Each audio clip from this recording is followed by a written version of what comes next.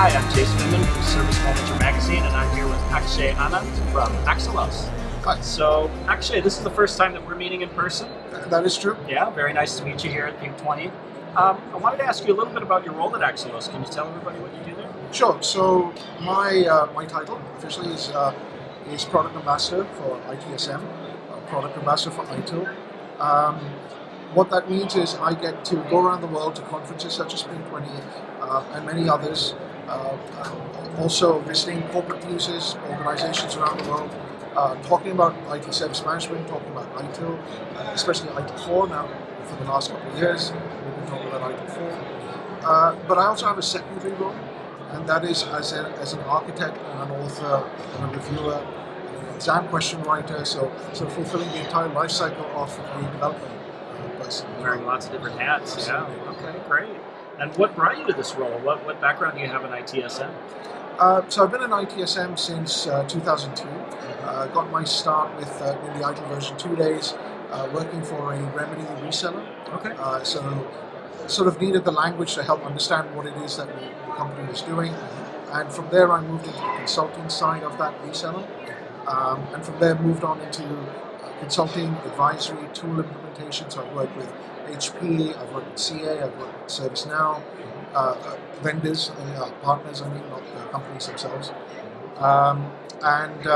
For a brief period, I was head of service management for Macmillan Publishing, based out in London, and then contracted for a bit, again, in service management, did some interesting projects, and then out of the blue, I got a call from a recruiter saying, have you heard of a company called AXELOS? And we're going to hire. So here I am. Ding, ding, ding, ding. The power of networking. Yes, absolutely. For all you kids out there, trust me, people will be telling you network, and it might not make sense today, but 10 years from now, 15 years from now, it will pay off tremendously. Trust me.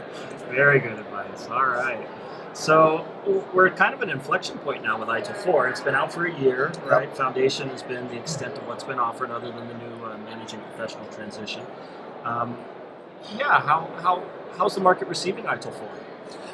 It's been very positive, which is quite gratifying.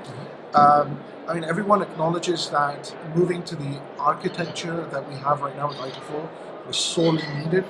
I think there are a lot of misconceptions, poor adoptions based on these misconceptions that we see in the industry. And they can see how we've tried to solve for some of those anti-patterns. Yep.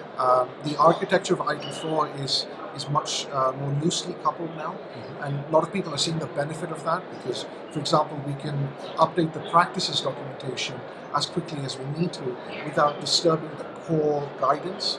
And that way we can reflect trends in the industry a lot sooner than sort of waiting 3 years or 5 years for the next major dot release, as it were. I think that there are a couple of modules which are a lot of experienced practitioners are very excited about, which we're just about ready to release or publish. Yeah. That's Driving Stakeholder Value, which is a book about understanding the customer's journey and their touch points and what delights them, and how do you design and manage that journey? How do you design and manage a service from a customer's point of view? Right. And for that matter, organizations, service providers are themselves customers to suppliers that are providing them with data center or networking, or service desk, etc. So service providers need to behave as consumers themselves. And so it's a really interesting book that talks about how do you manage services both as a consumer as well as a provider. And the other one is High Velocity IT. This book is getting a lot of buzz right now. We've started doing some initial talks, and Mark Smalley, who's the lead editor of that book, has been doing a lot of talks at DevOps Days Amsterdam, as well as a few conferences around the world. And it's getting a lot of buzz. People are seeing a lot of behavioral and psychological and cultural things that we're bringing to service management with that book, which hasn't been in ITIL that much before. Yeah, that's true. So we're now talking about ethical behavior in service management. We're talking about empathetic behavior in service management, which is just amazing stuff. You've been hearing those suggestions from the community at large for quite a while, and yeah, now ITIL4 really does accommodate it. It flows in that way. things. Absolutely. You're absolutely right about being community driven. I haven't looked at the stats recently, but the last time I checked, between Foundation and the 4 managing professional books, we had something like about 150 people who signed up to be part of the program. And when I say signed up, I meant they signed up with NDAs, so we could they were either authoring content or we could share authored content for them to review and critique, because that was the only way we can improve on this. We didn't want ITIL 4 to be developed by a bunch of people who locked themselves away in a room with a whiteboard for a year and just came out magically with a book.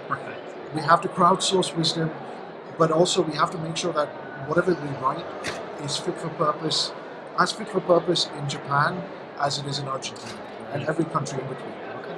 Then what do we have to look forward to in 2020 with regards to ITIL 4? Well, as I mentioned, Driving Stakeholder Value and High Velocity IT are coming out. So I'm not sure when this video will be dropping, but hopefully Driving Stakeholder Value should be available on Amazon and other sort of outlets, ebook as well.